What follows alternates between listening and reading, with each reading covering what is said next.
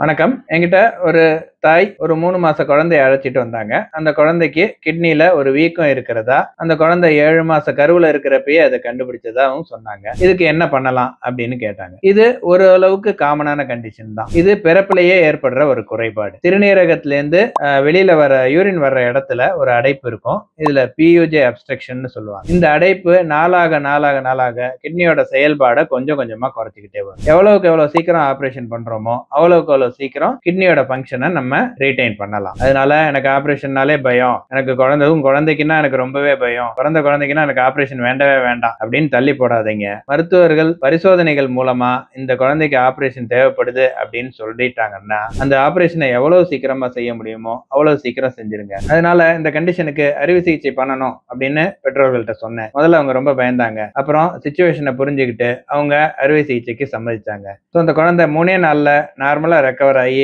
இப்ப நல்லா இருக்கு.